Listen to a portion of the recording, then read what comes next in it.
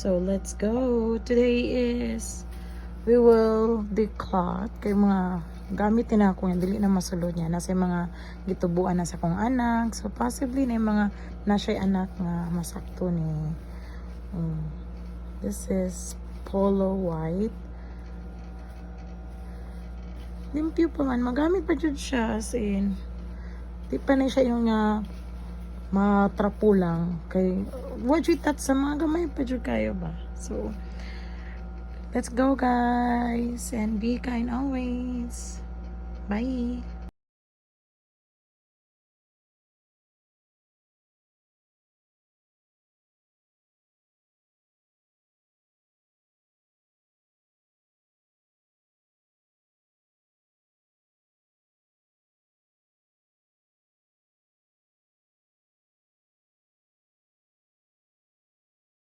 So muna akong napili.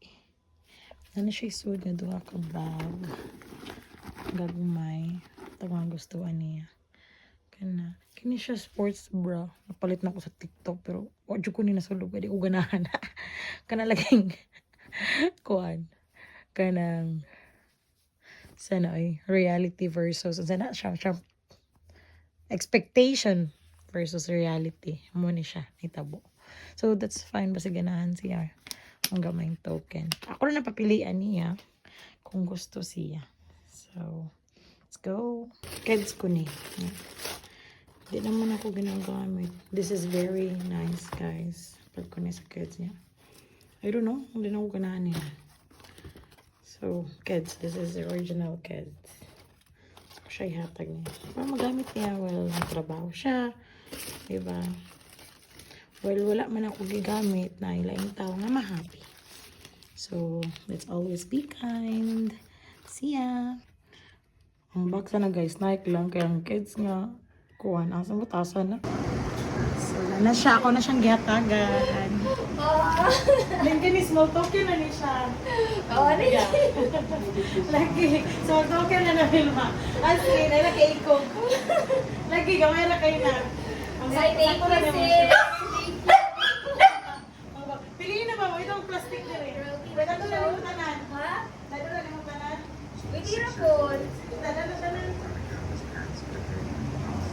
Ako na nila itong tanan, oy. Gusto na mag-anak ko giri.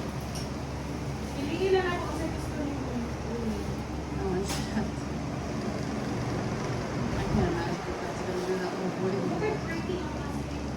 Dad. Just try and Hindi na relax. lang eh. That's all. Paper bag. Paper bag. Give me another one. Naked truth.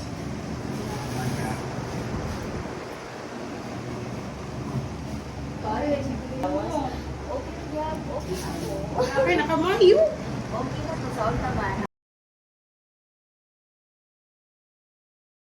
Be kind always. Happy New Year everyone. Bye.